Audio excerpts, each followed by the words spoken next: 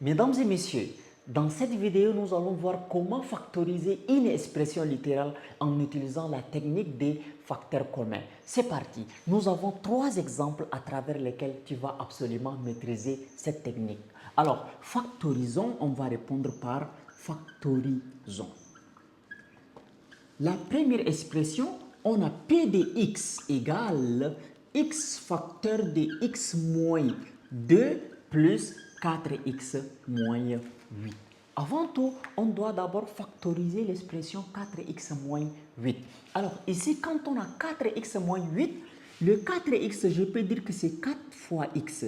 Et le 8, je peux dire que c'est 4 fois 2. Parce que ici, nous avons deux termes.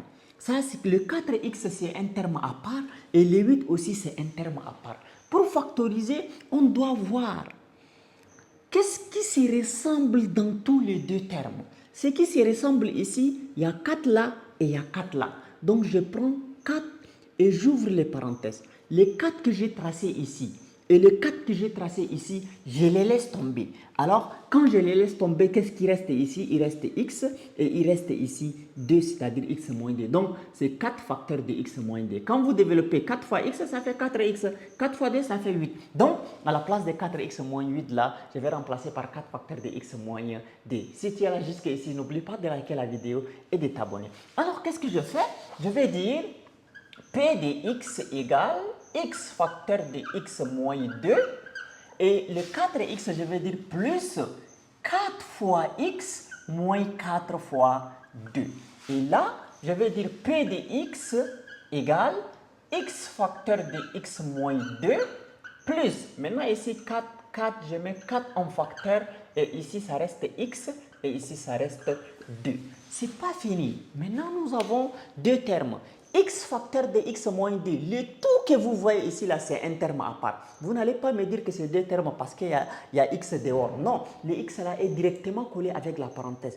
Quand des nombres sont multipliés ou des expressions sont multipliées entre elles, ils constituent seulement un seul terme. Ne pensez pas que quand on a x plus 3, facteur de x moins 5 là, c'est deux termes. C'est un seul terme parce que les parenthèses sont collées, parce que c'est la multiplication. S'il y avait un signe plus ou moins entre eux, dans ces cas, ça devient deux termes. Alors, qu'est-ce qu'on fait à partir d'ici? Je vais juste voir est-ce qu'il y a des facteurs communs. Donc ça c'est le premier terme, ça c'est le deuxième terme.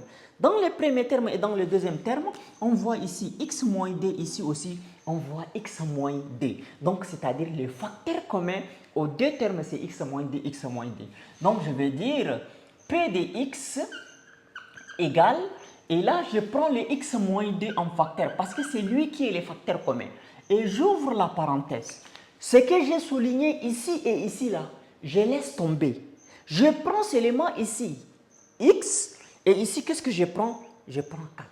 Donc c'est-à-dire dans cette parenthèse là, je mets x et plus 4. Parce que le x moins 2 là, je l'ai déjà écrit ici. Et c'est la forme factorisée. C'est très facile.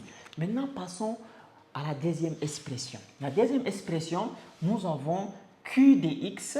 Alors ici, c'est x facteur de x moins 3 plus x facteur de x moins 3.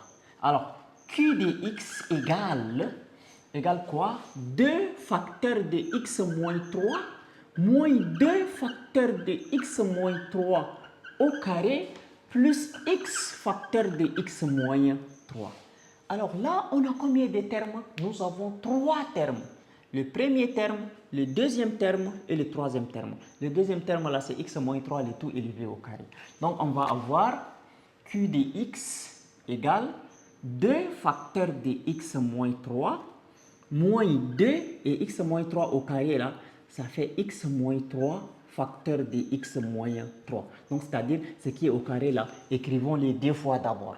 Voilà, plus x facteur de x moins 3.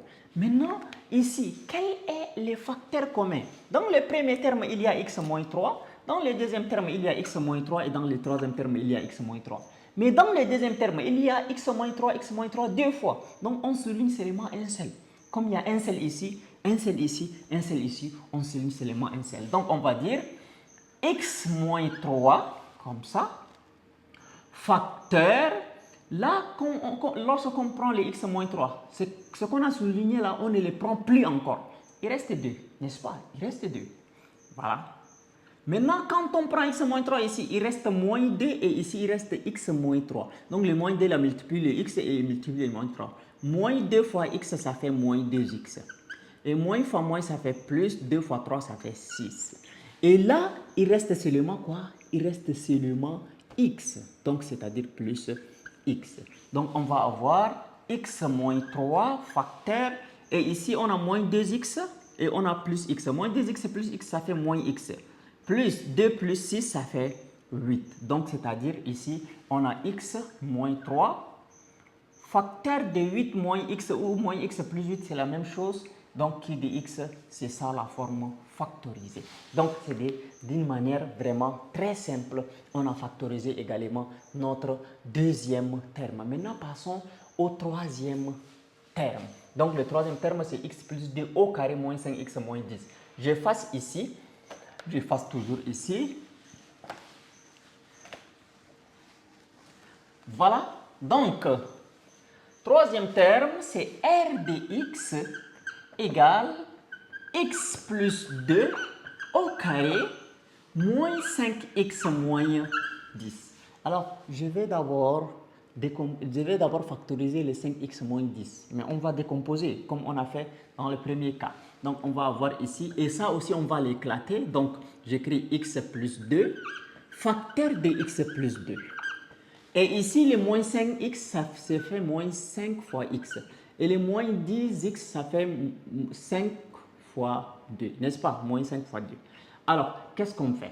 On va dire x plus 2, facteur de x plus 2. Et ici, on aura moins 5 comme un facteur commun en facteur. Et quand on prend moins 5, c'est-à-dire il reste seulement x. Et quand on prend moins 5 ici, il reste seulement 2. Comme on a pris le moins 5 là, il reste 2, c'est-à-dire le signe là est plus, n'est-ce pas? Donc, on a obtenu maintenant deux termes. Dans les deux termes, ce qui se ressemble, c'est x plus 2, x plus 2. Donc, on va prendre x plus 2 facteur. Qu'est-ce qui reste ici? Il reste x plus 2. Et qu'est-ce qui reste ici? Il reste moins 5. Donc, on va avoir x plus 2 facteur de x et plus de moins 5, ça fait moins 3, qui veut dire que r de x qui est égal à